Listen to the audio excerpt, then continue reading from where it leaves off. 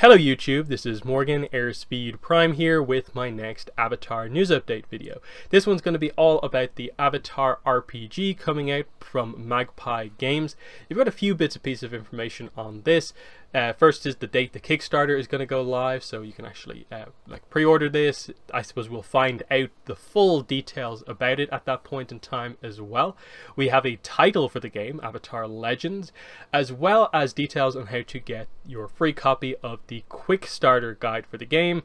A Quickstarter guide that's like 55 pages long, so it's quick, but it's still pretty detailed and gives you a nice look at what this game is going to be. So we'll go through all of that here. So here's this sort of press release / news article that they put up on their website. So they'll launch their Kickstarter August 3rd for Avatar Legends, the role-playing game, the tabletop RPG set in the world of Avatar, to be published March 22nd, 2022. So once again, that is the date that they're planning to, I suppose, launch the first book on, that you're going to be ordering it on August 3rd this year, but for a planned release in March.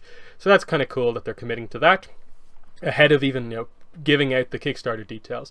Magpie Games announced earlier this year that they have a multi-year licensing agreement with Viacom CBS to produce Avatar Legends, with the first release with 2 supplements to follow in August 2022 and February 2023. They talked about that already. One of them is going to be more focused on Republic City, I suppose, scenarios and details, and then the other one's going to be more focused on the spirit world, I believe. So that seems quite cool that they have a plan to follow for at least the first year of the game, and we'll see if they decide to do anything more. I suppose it will depend on Avatar Studios' announcement. That'll probably be another era they can add into the game if they want to. So we have the CEO announcing that they're honored and excited to announce the Kickstarter for it. They have experience on Kickstarter, and they're happy to see people see what this is. The Kickstarter will run from August 3rd through September 2nd, serving as a pre-order mechanism for the direct-to-consumer market while announcing the game and making it accessible to fans of Avatar that may not have yet tried a tabletop RPG. And I think there's going to be a lot of people in that position of even like myself.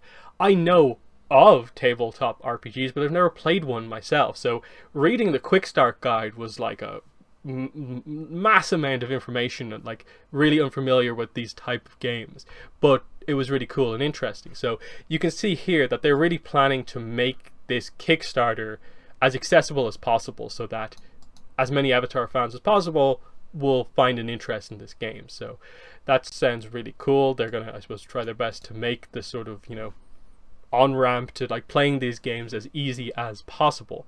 But yeah, interestingly, they're going to leave it open for a month, technically less than a month, but they're really confident in it, in that this is just a pre-order mechanism for them, so there's no fear about this Kickstarter failing to go ahead, and I'm guessing they're so confident in it, they're just aware that it's just basically a pre-order for the game. So there's that. Fans can enjoy a sneak peek of the game by downloading the free Avatar Legends RPG Quickstarter Start Guide through this link here. The Quick Start contains all the materials needed to try the game, including a new adventure featuring 6 pre-generated heroes. It's proud to feature the work of a diverse team of designers for Avatar, and they've been working on it since late 2020, so that's pretty good. And based on what I've seen in the Quick Start guide, it seems really good already, and they're going to have effectively, another 6, 7, 8 months to work on it. So really, really good signs so far. And yeah, they're happy with how it's coming out. It uses the Powered by the Apocalypse game engine, similar to the other Magpie games, and then they just talk about Avatar and Korra in general. So yeah, if you go over to this link, how do you get the Quick Starter guide? So if you go to this link, it brings you to this page, which is just really generic about the game. But then it says here, okay, August 3rd at 10 a.m. Eastern, that's when it's going to go live, the Kickstarter, so that's cool. Sign up for our email list to get your copy of Avatar Legends today. So that's all you have to do. Put your email in there, click get your copy, and you'll get the newsletter that features the details with the Quickstarter. I had already signed up for the newsletter before this, so I'd been getting the updates about the sort of playtest things they've been doing, and I got this one this morning as well. It is a little bit weird in that they don't just include the PDF with the email or anything like that. They send you effectively a link to this website that has like the link has like a code built in, so you get the Quickstart guide for free, and you have to basically like check out. You sort of have to have an account on the website.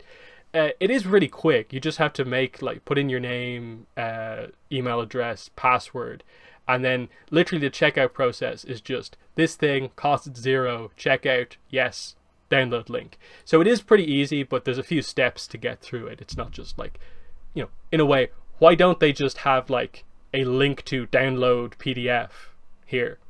But they obviously do this whatever way for a reason. So I suppose they can keep track of it, because I suppose it effectively is like the core of the game.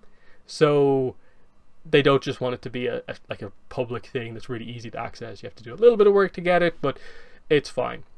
So you can do that here yourself if you want to get your copy of it. I already did it, and as you can see, here it is. Straight away, what I'm going to say here is that I'm not going to be spending too long in this video going over it.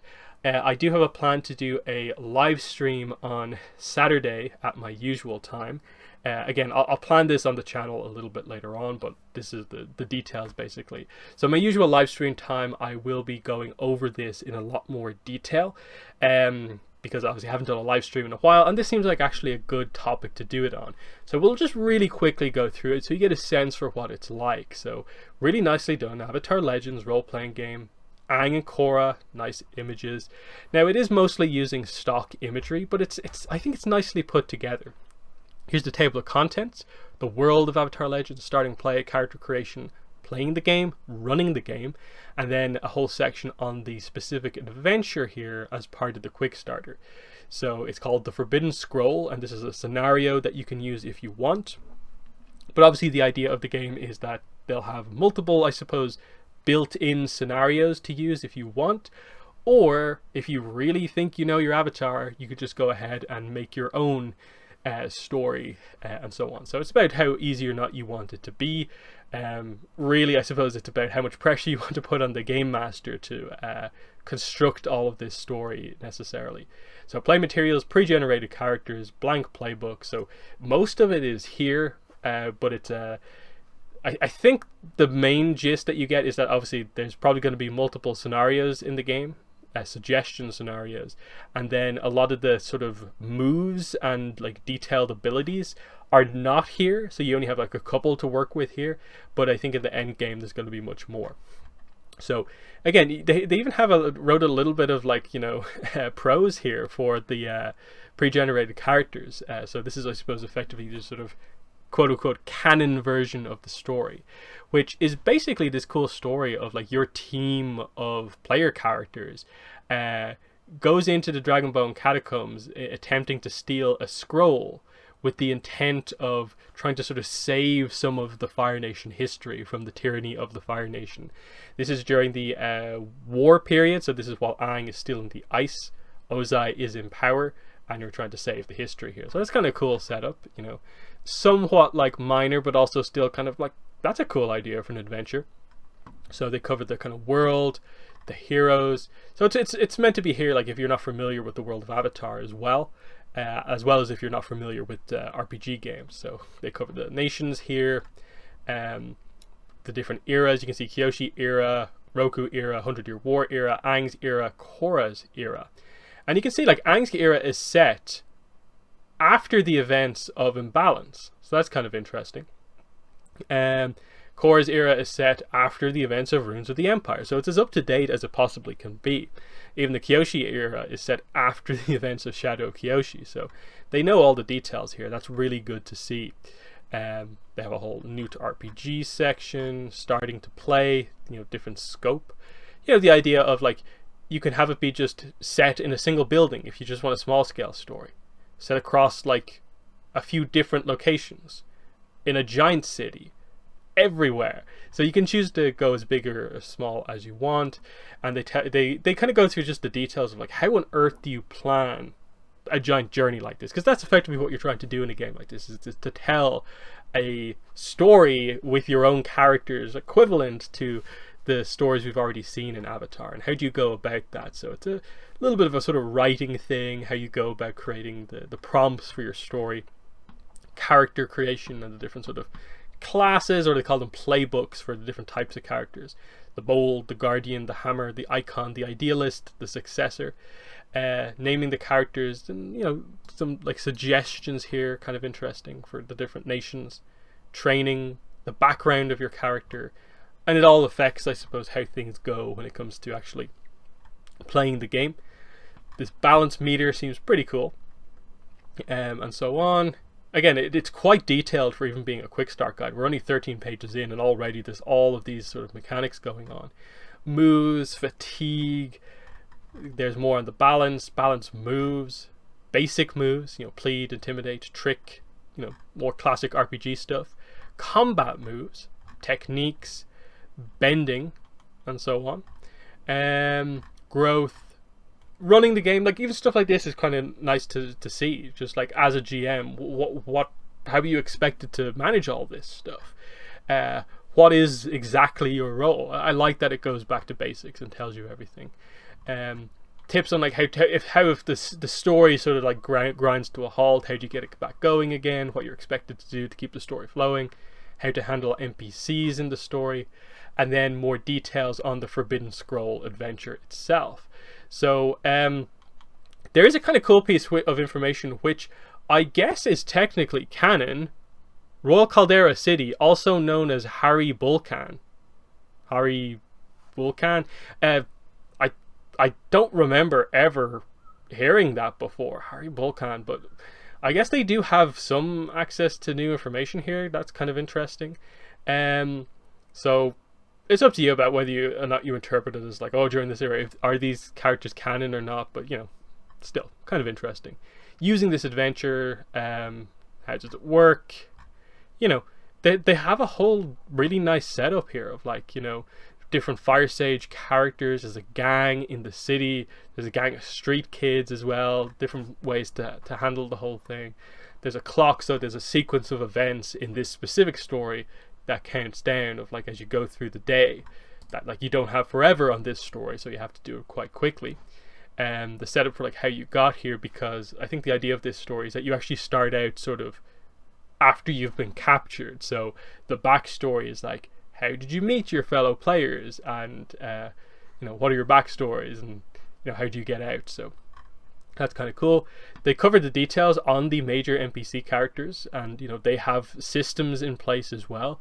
They can be affected by the same conditions as the players can. They have backstories themselves.